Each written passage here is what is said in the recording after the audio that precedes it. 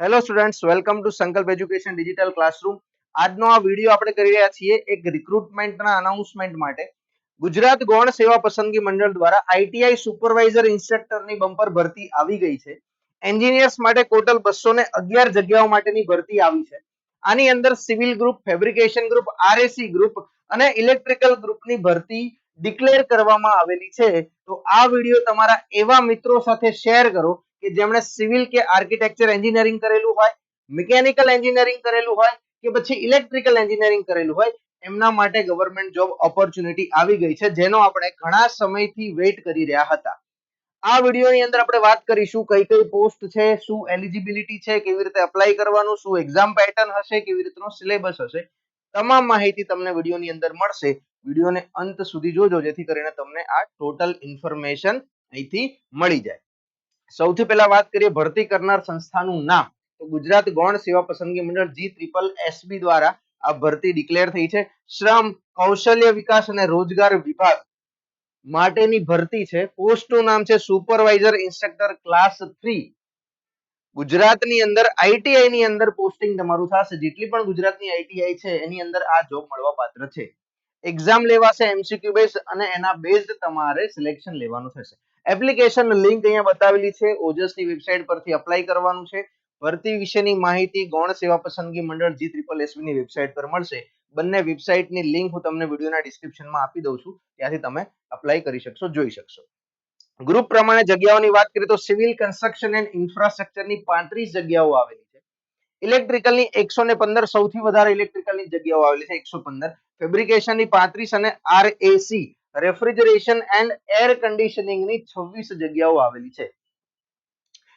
Category wise અગર વાત કરીએ તો સિવિલની 35 માંથી બિન અનામત 16, EWS 3, SC 2, ST 5, SCBC 9, ex સર્વિસમેનની 3. ઇલેક્ટ્રિકલ 115 માંથી બિન અનામત 49, ઈડબ્લ્યુએસ 11, 8, 17, 30 અને 11 આવી રીતે each post wise category wise કેટલી જગ્યાઓ છે એવું અહીંયા બતાવવામાં આવેલું છે. તો કેટેગરી વાઇઝ તમારી જે તે કેટેગરી હશે પ્રમાણેની સીટ મેટ્રિક્સ જે છે અહીંયા તમને ક્લિયરલી બતાવવામાં આવેલું છે. આટલી ભરતી, આટલી જગ્યાઓ અલગ અલગ ટ્રેડમાં આવેલી છે. ઇમ્પોર્ટન્ટ ડેટ્સ વિશે વાત કરીએ તો ડેટ આપણી જે છે ને જાહેરાત પ્રસિદ્ધિ એ થઈ ચૂકી છે ઓલરેડી. તમે આ વિડીયો જોઈ રહ્યા હશો ત્યાર સુધીમાં રિક્રુટમેન્ટ આવી ગઈ છે 20 જુલાઈ. ફોર્મ ભરવાની શરૂઆત 20 જુલાઈ સાંજે 5 કલાકથી થવાની છે. અરજી કરવાની છેલ્લી તારીખ, એપ્લિકેશન કરવાની છેલ્લી ડેટ 3 ઓગસ્ટ 2026 છે, રાત્રે 12 વાગ્યા સુધી. ફી ભરવાની છેલ્લી તારીખ 6 ઓગસ્ટ 2026 છે, રાતે 12 વાગ્યા સુધી. લાયકાત વય પ્રમાણપત્રોની નિર્ધારિત તારીખ એટલે કે તમારી એજ, તમારી એલિજિબિલિટી કે તમારા કોઈ પણ ડોક્યુમેન્ટેશન સર્ટિફિકેટ છે એ કઈ તારીખ પહેલા હોવા જોઈએ, એક્ઝિસ્ટ કરતા હોવા જોઈએ. તો કે 3 ઓગસ્ટ 2026 પહેલા તમારું ડિગ્રી કમ્પ્લીટ થઈ ગયું હોવું જોઈએ. એક્સપિરિયન્સ માંગ્યો છે તો એક્સપિરિયન્સ તમારો કમ્પ્લીટ 1 કે 2 વર્ષનો જે માંગ્યું છે પૂરો થઈ જતો હોવો જોઈએ. તમારું જે તે કઈ કેટેગરી સર્ટિફિકેટ કે ઇન્કમ સર્ટિફિકેટ કે બીજા કોઈ સર્ટિફિકેટ છે 3 ઓગસ્ટ 2026 ના દિવસે વેલિડ હોવા જોઈએ. આ પ્રમાણેનું ક્રાઇટેરિયા અહીંયા મેન્શન કરેલો છે. પરીક્ષાની તારીખ હજી સુધી ડિક્લેર થઈ નથી. સપ્ટેમ્બર ઓક્ટોબરની આજુબાજુ આવી શકે. એક્ઝેક્ટ ડેટ જે છે એ ડિક્લેર થશે. મંડળની વેબસાઇટ પર જાહેરાત આવશે કે કઈ તારીખે પરીક્ષા લેવાની. મૂળ વય મર્યાદા એજ લિમિટ 18 થી 36 વર્ષ, મિનિમમ 18, વધુમાં વધુ 36 વર્ષ અને કેટેગરી વાઇઝ છૂટછાટો આપેલી છે. સામાન્ય મહિલા, અનામત પુરુષને 5-5 વર્ષ, મેક્સિમમ 41 વર્ષ સુધી. અનામત મહિલા, સામાન્ય દિવ્યાંગ પુરુષ, સામાન્ય દિવ્યાંગ મહિલા, અનામત દિવ્યાંગ પુરુષ, અનામત દિવ્યાંગ મહિલાને 10-10, 15-15 અને 20 વર્ષની એજ માં છૂટછાટ આપેલી છે અને અહીંયા મેક્સિમમ એજ લિમિટ પણ 45 અહીંયા લખેલી છે.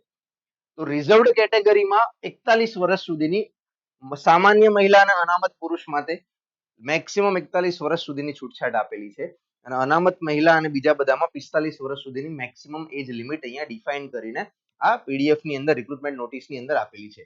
ચેક ક્યારે થશે તો કે 3 ઓગસ્ટ 2026 ના રોજ આ એજ ચેક થશે, એને ધ્યાનમાં રાખીશું. પગાર ધોરણની વાત કરીએ તો પહેલા 5 વર્ષ ફિક્સ પગાર છે 40,800 પ્રતિ માસ.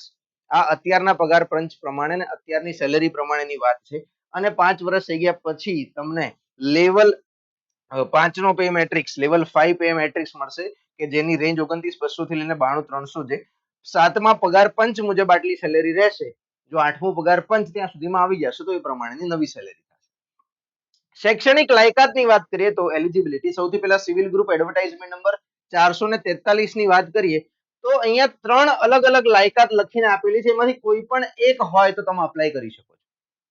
તો સૌથી પહેલા લખે છે bachelor's degree in civil or architecture plus સંબંધિત ક્ષેત્રમાં અનુભવ 1 વર્ષ. યા તો તમે સિવિલ એન્જિનિયરિંગ કરેલું હોવું જોઈએ, યા તો આર્કિટેક્ચર એન્જિનિયરિંગ કરેલું હોવું જોઈએ, અને એ ટેકનિકલ ફિલ્ડનો 1 વર્ષનો માન્ય અનુભવ તમારી પાસે હોવો જોઈએ. પ્રાઇવેટમાં હોય કે ગવર્મેન્ટમાં હોય મેટર નથી કરતું, પણ માન્ય સંસ્થાનો, કંપનીનો કે કોઈ ઇન્સ્ટિટ્યુશનનો અનુભવ ટેકનિકલ ફિલ્ડનો હોવો જોઈએ.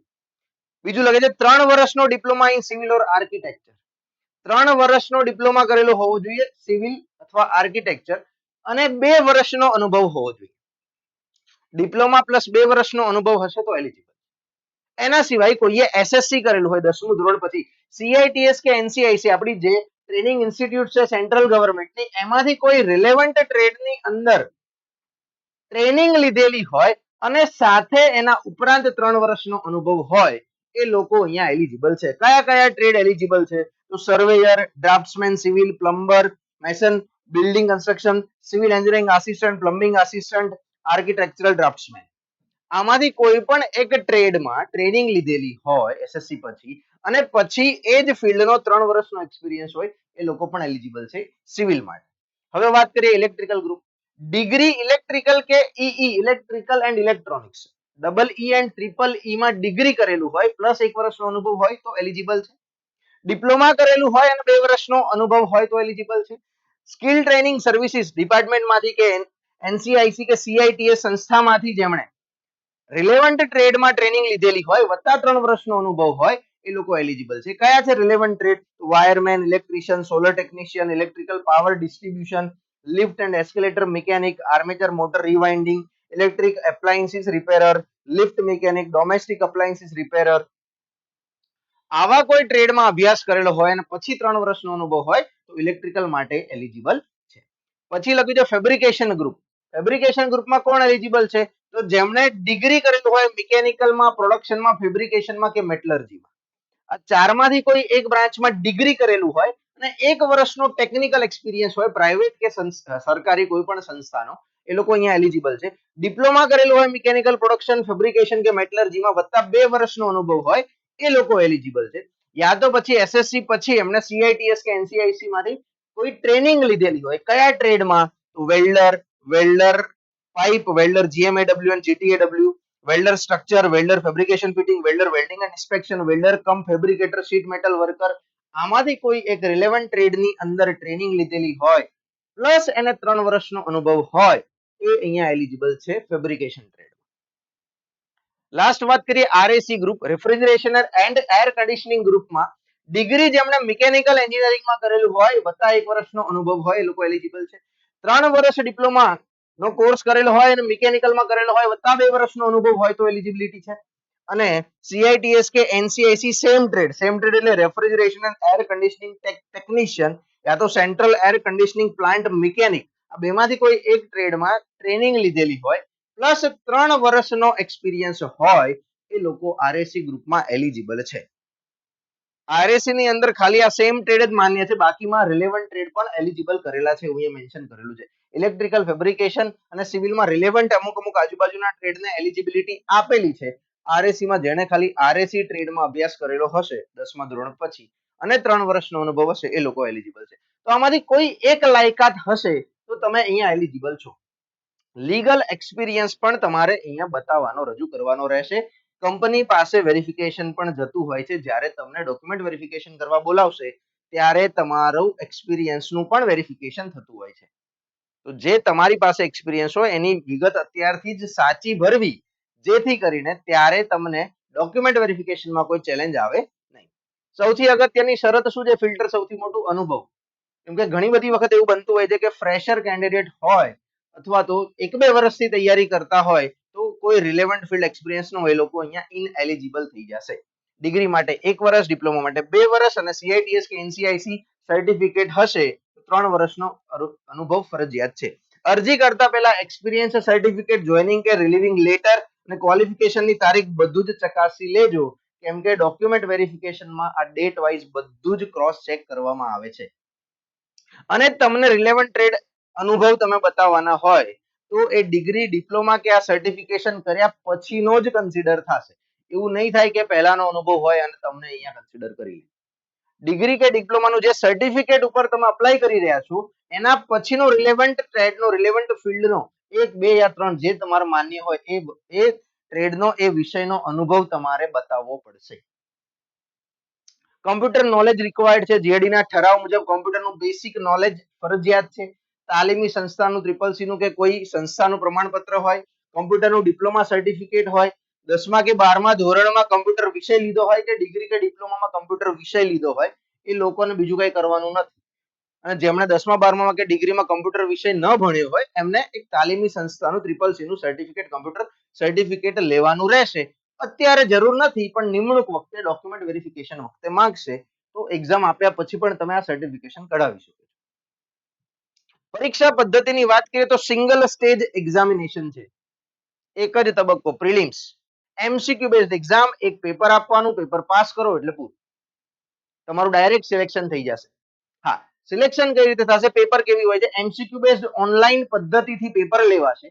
210 કુલ પ્રશ્નો હશે, 210 માર્કનું પેપર છે.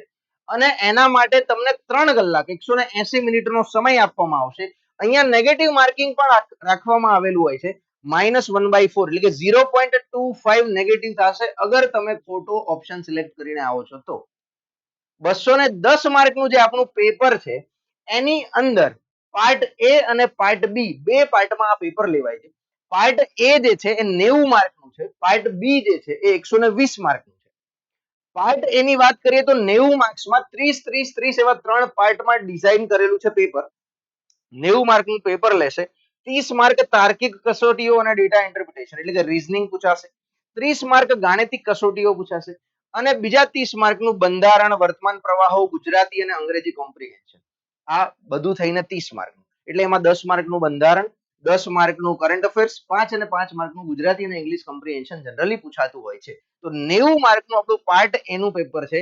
GSSB ની કોઈ પણ ટેકનિકલ એક્ઝામની તમે તૈયારી કરતા હોય, AA ની તૈયારી કરતા હોય, સર્વેયરની તૈયારી કરતા હોય, કે પછી આવી કોઈ ITI સુપરવાઇઝર ઇન્સ્ટ્રક્ટર કે જુનિયર ઇન્ડસ્ટ્રી ઇન્સ્પેક્ટરની એક્ઝામની તૈયારી કરતા હોય, બધી જ એક્ઝામમાં પાર્ટ એ નો સિલેબસ પેટર્ન બધું જ સેમ ટુ સેમ છે, કોપી પેસ્ટ છે. કોઈ પણ એક ગૌણ સેવાની એક્ઝામની તૈયારી કરશો એટલે બધાનું થઈ જશે. પાર્ટ એ કોમન. હવે વાત કરીએ પાર્ટ બી, 120 માર્કનું છે. 120 માર્કનું એટલે સૌથી વધારે વેટેજ 57% વેટેજ પાર્ટ બી માં છે. ટેકનિકલ વિષય જ નિર્ણાયક છે. આનું જ પેપર ઇમ્પોર્ટન્ટ છે. અહીંથી જ સિલેક્શન નક્કી થતું હોય છે. જે તે પોસ્ટ માટેની ભરતી છે એ શૈક્ષણિક લાયકાત મુજબનું પેપર લેવાશે. ઇલેક્ટ્રિકલમાં ઇલેક્ટ્રિકલનું, સિવિલમાં સિવિલનું, ફેબ્રિકેશનમાં ફેબ્રિકેશનનું, RACમાં RS નું પેપર લેવાશે. ડિટેલ્ડ સિલેબસ ટૂંક સમયની અંદર મંડળની વેબસાઇટ પર જાહેર કરવામાં આવશે. તો તમે મંડળની વેબસાઇટ ચેક કરતા રહેજો, યા તો સંકલ્પ એજ્યુકેશનની ઓફિશિયલ ટેલિગ્રામ ચેનલની લિંક એક તમને વિડીયોના નીચે ડિસ્ક્રિપ્શનમાં મળી જશે, એ જોઈન કરી લો. ત્યાંથી તમને માહિતી મળી જશે કે ભાઈ જે સિલેબસ છે એ શું આવેલું છે અને કયા કયા વિષયો પૂછવાના છે. તો સંબંધિત વિષય અત્યારે લખેલું છે એટલે માનીને ચાલીએ કે સિવિલમાં સિવિલ એન્જિનિયરિંગનો સિલેબસ, ઇલેક્ટ્રિકલમાં ઇલેક્ટ્રિકલ એન્જિનિયરિંગનો, RACમાં RS નો અને ફેબ્રિકેશનમાં ફેબ્રિકેશનનો સિલેબસ એ લોકો પૂછશે. 120 માર્કનું પેપર ટેકનિકલનું આવશે. હા, અહીંયા મિનિમમ ક્વોલિફિકેશન બે પાર્ટની અંદર અલગ અલગ આપવામાં આવેલું છે. એટલે પાર્ટ એ અને પાર્ટ બી ની અંદર 40% મિનિમમ ક્વોલિફિકેશન ક્રાઇટેરિયા રાખી દીધો. એટલે કે 90 માંથી તમારે મિનિમમ 3600 લાવવા જ પડે જો તમારે ક્વોલિફાય કરવું હોય તો પાર્ટ એ. અને પાર્ટ બી માં મિનિમમ 120 માંથી 4800 તમારે લાવવા જ પડશે. કોઈ પણ કેટેગરીમાં 40% કરતા ઓછા માર્ક્સ કોઈ પણ એક પાર્ટમાં આવ્યા તો તમે ઇનએલિજિબલ થઈ જશો. ભલે તમારું ટોટલ મેરિટ કટ ઓફ કરતા વધારે હોય, પણ બેમાંથી કોઈ એક પાર્ટમાં 40% નહીં થાય તો તમને ઇનએલિજિબલ કરી દેશે. સેપરેટ મિનિમમ ક્વોલિફાઈંગ સ્ટાન્ડર્ડ અહીંયા મેન્ટેન કરેલું છે. બંનેની તૈયારી સરખી કરવી પડશે, બંનેમાં મિનિમમ 4000 લાવવા જ પડશે. હા, અહીંયા વધારે આવે છે 90 માંથી હું 70-80 લાવી દઉં. મેં તો CCE ની તૈયારી કરી છે, નોન ટેકની તૈયારી કરી છે, ઘણી બધી તૈયારીઓ કરેલી છે, તો અહીંયા હું 90 માંથી 80 લાવી દઈશ અને અહીંયા 30-40 લઈ આવીશ તો ચાલશે. પાસ થઈ જઈશ, કટ ઓફ ક્લિયર થઈ જશે એવું બિલકુલ નથી. કટ ઓફ ક્લિયર થઈ જશે પણ તમે મિનિમમ એલિજિબિલિટીમાં બહાર નીકળી જશો. 4800 તમારે મિનિમમ અહીંયા લાવવા પડશે. અહીંયા ભલે ગમે એટલા હોય. યા તો ઊંધું, ટેકનિકલ બહુ સારું આવડે છે, નોન ટેક મને બરાબર નથી આવડતું, તો હું અહીંયા પાસિંગ લાવી દઉં અને અહીંયા વધારે લાવું. ના, અહીંયા 3600 મિનિમમ લાવવા જ પડશે. અને નેગેટિવ માર્કિંગ સાથે છે 1/4 0.25 નેગેટિવ છે. એક્યુરેસી નો પણ સારો એવો રોલ હોય છે અહીંયા. એને ધ્યાનમાં રાખીને તૈયારી કરવાની. પછી વાત કરીએ સિલેક્શન પ્રોસેસ કઈ રીતની છે. તો તમે ફોર્મ ભરી દીધું પછી એક્ઝામ થશે. સૌથી પહેલું સ્ટેજ સ્પર્ધાત્મક પરીક્ષા. ઓનલાઈન બેઝ OMR પદ્ધતિથી પરીક્ષા આપવાની છે. પ્રોવિઝનલ આન્સર કી આવશે. પ્રોવિઝનલ આન્સર કી આયા પછી તમે એને ચેલેન્જ કરી શકશો અગર કોઈ ક્વેશ્ચન ખોટો હોય તો. અને પછી ફાઇનલ આન્સર કી આવશે. ફાઇનલ આન્સર કી આવ્યા પછી જો કોઈ પ્રશ્ન રદ થશે તો પ્રો રેટા પ્રમાણે મેરિટ બદલાશે, માર્ક્સ બદલાશે અને એ નવું રિઝલ્ટ કે નવા માર્ક્સ જનરેટ થશે. પછી પ્રોવિઝનલ પરિણામ આવશે એટલે કે એક લિસ્ટ આવશે ડોક્યુમેન્ટ વેરિફિકેશન માટેનું અને જે લોકો એલિજિબલ હશે બધાને ડોક્યુમેન્ટ વેરિફિકેશન માટે બોલાવશે. જગ્યાના આશરે 2 ગણા ઉમેદવારોને પ્રમાણપત્ર ચકાસણી માટેના ઓર્ડર જશે. તમારે ડોક્યુમેન્ટ વેરિફિકેશન કરાવડાવવાનું અને પછી મેરિટ આધારે ફાઇનલ પસંદગી યાદી અને પરીક્ષા યાદી બનશે. ફાઇનલ સિલેક્શન લિસ્ટ એ પછી આવશે ડોક્યુમેન્ટ વેરીફાઈ થઈ ગયા પછી. નિમણૂક બાદ નિયમ મુજબ તાલીમ લેવી અને તાલીમ પરીક્ષા પાસ કરવી ફરજિયાત છે. અહીંયા એવું લખેલું છે પણ આ લગભગ બધા કરી જ દેતા હોય છે. કોઈને એમાં હજી સુધી પ્રોબ્લેમ નથી આવ્યો. નિમણૂક થઈ જાય પછી એક ટ્રેનિંગ થશે અને તમારે 5 વર્ષ પછી કાયમ થવા માટે પણ એક તાલીમ પરીક્ષા આપવાની હોય છે. એ પાસ કરવી ફરજિયાત છે. તમે કરી દેશો એટલે તમને પરમનન્ટ જોબ મળી જશે. આ રીતની સિલેક્શન પ્રોસેસ છે. પરીક્ષા ફી ની વાત કરું તો બિન અનામત માટે 500 રૂપિયા ફીસ છે. અનામત માટે 400 રૂપિયા ફી છે. અહીંયા નોંધ લખેલી છે પરીક્ષામાં ઉપસ્થિત રહેનાર ઉમેદવારોને ફી પરત મળવા પાત્ર છે. Fee only and only online ના માધ્યમથી debit card, credit card, internet banking, UPI કે વોલેટ પરથી જ ભરી શકાશે. ઓફલાઈન માધ્યમથી ફી ભરી શકાશે નહીં. અગર તમે ફી ભરવા માટે સક્ષમ ન રહ્યા, ફી ન ભરી શક્યા અને ડેડલાઈન જતી રહી તો તમારું ફોર્મ આપોઆપ કેન્સલ આઉટ થઈ જશે. ફોર્મ કેન્સલ ન થાય એના માટે 6 ઓગસ્ટ લાસ્ટ ડેટ છે. પહેલા ફીસ ભરી દેવી ફરજિયાત છે. હા, વધારાના 5 ગુણ્યા 2 કેટેગરીમાં આપવામાં આવે છે. વિધવા મહિલા ઉમેદવાર અને માન્ય રમતગમતના ખેલાડીને મેળવેલા ગુણના 5% ઉમેરીને મેરિટ તૈયાર થશે. નિમણૂક સમયે પુનઃ લગ્ન ન કરેલા હોય તો કન્ડિશન અહીંયા મૂકેલી છે. 5% ગુણ જેટલા પણ આયા હશે એમાં 5% પ્લસ થઈને મેરિટ બનશે. એવી જ રીતે જેમની પાસે સ્પોર્ટ્સનું સર્ટિફિકેશન હશે, કયા લેવલનું? રાષ્ટ્રીય, આંતરરાષ્ટ્રીય, આંતર યુનિવર્સિટી કે અખિલ ભારત શાળા સંઘ, આમાંથી કોઈ એકનું માન્ય સ્પોર્ટ્સ સર્ટિફિકેટ હશે તો એમને પણ જેટલા ગુણ મેળવ્યા હશે આ એક્ઝામની અંદર એના 5% ગુણ એડ ઓન થઈને એમના મેરિટમાં સમાવિષ્ટ થઈ જશે. સપોઝ જો તમે નિમણૂક વખતે અથવા ડોક્યુમેન્ટ વેરિફિકેશન વખતે પુરાવા રજૂ ન કરી શકો, માન્ય સર્ટિફિકેટ ન આપી શકો તો તમારું મેરિટ જે છે ફરી ચેન્જ થઈ જશે, માર્ક્સ બદલાઈ જશે અને તમને રેગ્યુલર માર્ક્સ આપીને ફાઇનલ રિઝલ્ટ તૈયાર કરી દેવામાં આવશે. તો આ બે ઉમેદવારોને 5% ગુણ એક્સ્ટ્રા મળે છે એને આપણે ધ્યાનમાં લેવાનું છે. અપ્લાય કેવી રીતે કરવાનું છે? અપ્લાય ક્યાંથી થશે? પહેલા તો સૌથી પહેલા ક્યાંથી થશે તો ઓજસની વેબસાઇટ પરથી અપ્લાય થશે. ojas.gujarat.government.gov.in વેબસાઇટ સર્ચ કરો અને ત્યાં ઓનલાઈન એપ્લિકેશન પર જાઓ. એપ્લાય નું બટન દબાવો. તમને જીપીએસસી, GSSB એવી રીતે 2-3 અલગ અલગ ઓપ્શન જોવા મળશે. એમાં GSSB સિલેક્ટ કરો અને તમારી પોસ્ટ એડવર્ટાઇઝમેન્ટ નંબર પ્રમાણે સિલેક્ટ કરો. સિવિલ, ફેબ્રિકેશન, આરએસી, ઇલેક્ટ્રિકલ જે હોય એ. એ કર્યા પછી personal details, education details, academic એશ્યોરન્સમાં યસ અને સેવ કરો. નેક્સ્ટ બટન દબાવો. એપ્લિકેશન નંબર જે તમને મળશે તમે સાચું અને સેવ કરી લો, ક્યાંક લખી લો. ફોટો તમે 5x3 centimetre, signature 2.5x7 centimetre, JPG 15 KB થી વધુ ન હોય એ ફાઇલ અપલોડ કરો. કન્ફર્મ કરો એપ્લિકેશન, કન્ફર્મેશન નંબર સાચવી લો, એપ્લિકેશનને પ્રિન્ટ કરી દો અને પછી પેમેન્ટ પ્રોસેસ પર જતા. પેમેન્ટ પ્રોસેસ કર્યા પછી તમને એક રિસિપ્ટ જનરેટ થશે અને તમે સેવ કરી લો એટલે તમારું એપ્લિકેશન થઈ ગયું. કન્ફર્મેશન નંબર, એપ્લિકેશન નંબર તમારી પાસે સેવ કરેલા હોવા જોઈએ. એડમિટ કાર્ડ જ્યારે ડાઉનલોડ કરવાનું આવશે ત્યારે કન્ફર્મેશન નંબર તમારે જોશે તો એને તમારે અત્યારે સેવ કરી લેવાનું. ફોટોગ્રાફની ઘણા બધા સ્ટુડન્ટને ફોટોગ્રાફ વિશે પ્રોબ્લેમ હોય છે, ડાઉટ્સ હોય છે. તો પાસપોર્ટ સાઇઝ ફોટો તમારે અપલોડ કરવાનો છે વિથ વ્હાઇટ બેકગ્રાઉન્ડ.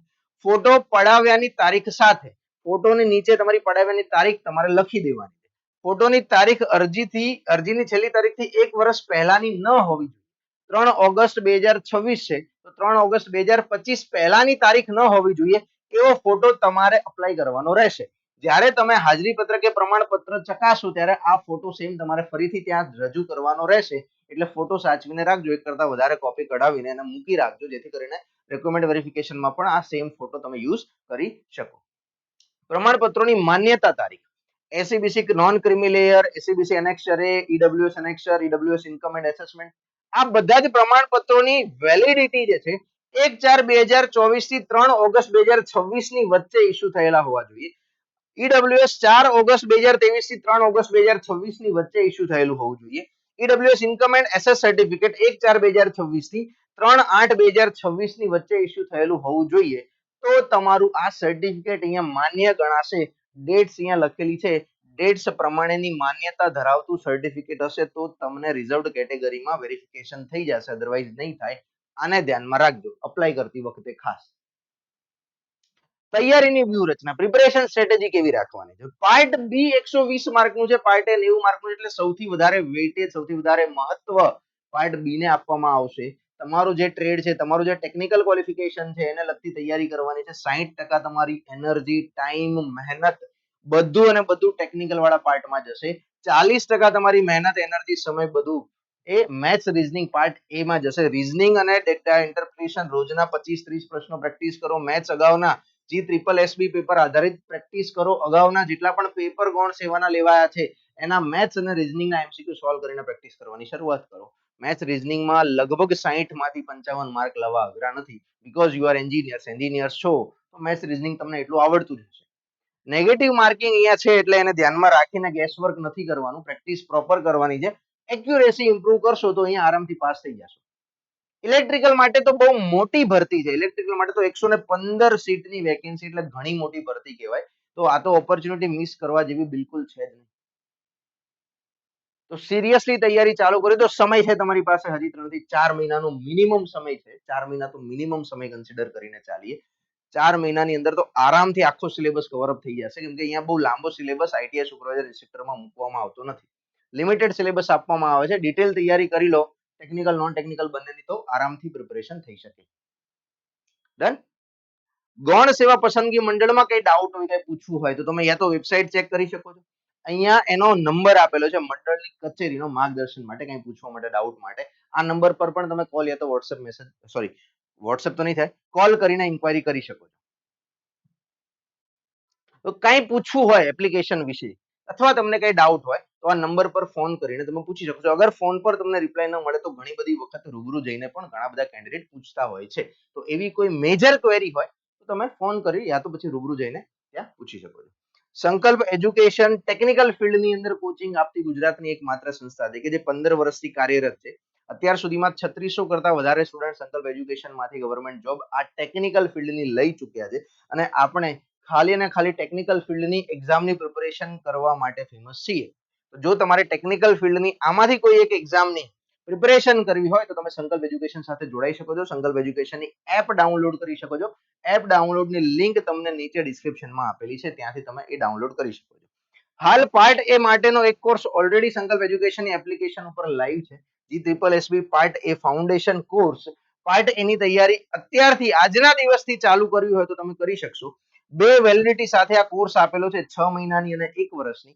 6 મહિનાની ફીસ 3500 રૂપિયા છે, 1 વર્ષની 5500 રૂપિયા છે. વિધાઉટ નોટ્સ અગર તમારે લેવો હોય કોર્સ તો નો નોટ્સ કરીને કૂપન કોડ અપ્લાય કરવાનો છે.